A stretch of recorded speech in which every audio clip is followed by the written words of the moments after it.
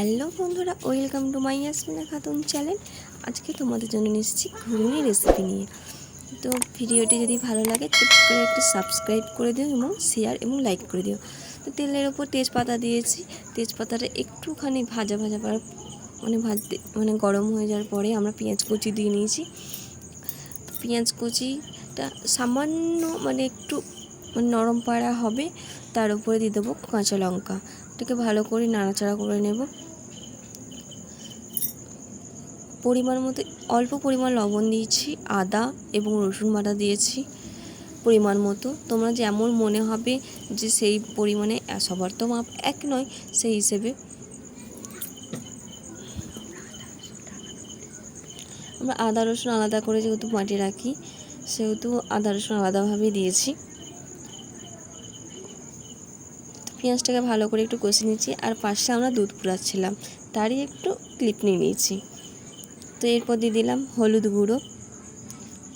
হলুদ গুঁড়ো একটু বেশি পরিমাণ দিতে হবে, কারণ মটরে বিস্তর পরিমাণে হলুদ টানে। তবে লঙ্কা গুঁড়ো, জিরে গুঁড়ো এবং ধনে গুঁড়ো পরিমাণ মতো সবটাই আমরা এখানে 1 চামচ করে দিয়েছি, এবং শাহি গরম মশলা। এটাকে ভালো করে কষিয়ে নেব। কিছুক্ষণ ভালো করে কষাতে হবে, যতক্ষণ না পেঁয়াজটা তেল ছাড়বে ততক্ষণ জানবো মশলাটা রেডি হয়নি। তো আমাদের এখনও তেল ছাড়িনি, আমরা ভালোভাবে কষিয়েছি, জল দিয়ে আবার কষাতে আরম্ভ করেছি। দেখতেই পাচ্ছ, মশলাটা ভালোভাবে কষাতে হবে, না হলে আদা রসুনের গন্ধ করবে। তো কিছুটা পরিমাণ দেখছে তেল ছেড়েছে, তো তেলটা আরও একটু ছাড়তে হবে।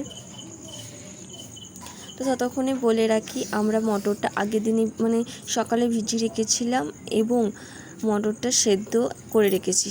মটরের সাথে আলু দিয়েছি, একটু আমরা দিয়েছি গোল গুঁড়ো।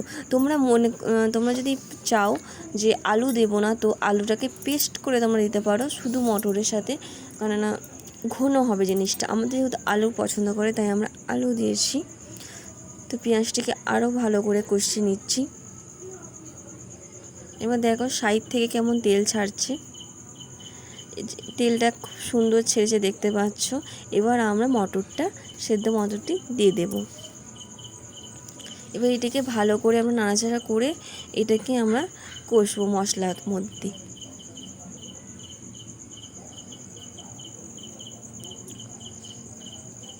ভালোভাবে ফুটে যাওয়ার পরে আমরা শেষে দেবো হচ্ছে মেথি পাতা। কারো যদি থাকে ধনে পাতা দিতে পারো, টেস্টটি ভালো হবে। আমাদের যদি ধনে পাতা ছিল না, আমরা মেথি পাতা দিয়েছি।